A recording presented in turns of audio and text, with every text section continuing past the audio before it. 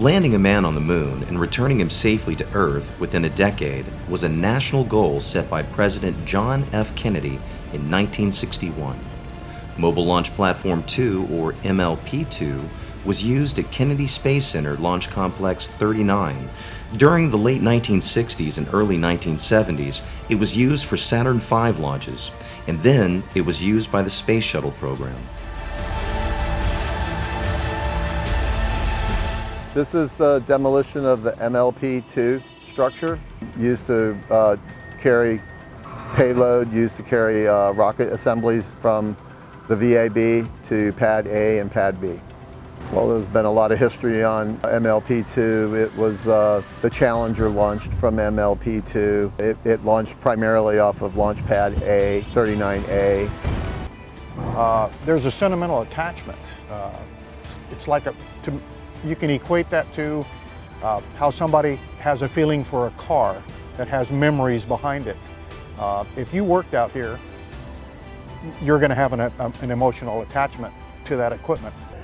And when I came down here, my first assignment after I finished my first basic training was to be what we called an astronaut support person, where we came down and we prepared the shuttles for launch for the crews that were going to go fly.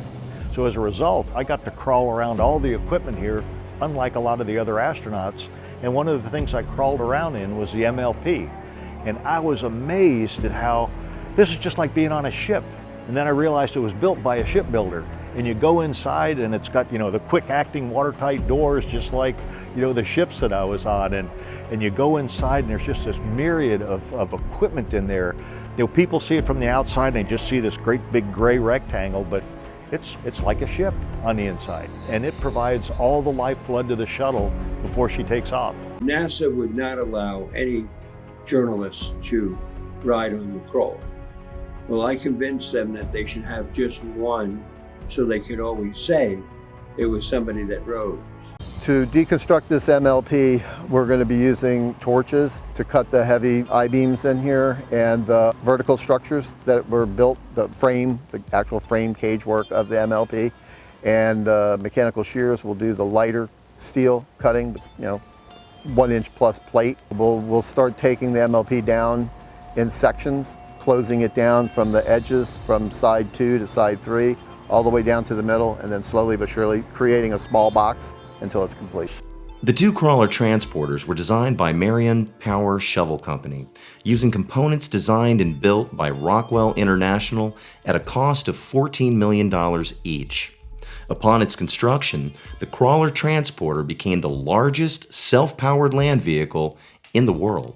So our approach really isn't too much deconstructing it from the inside. And we kind of thought that we would be able to, however we weren't. There's just too much steel, and the steel is way too thick for our machines to get through.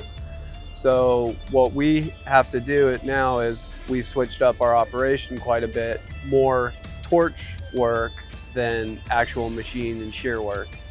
Godspeed to the astronauts, but thank you to everybody on the ground who did the planning and the building and the testing and the developing. They're as much a part of the success as the astronauts.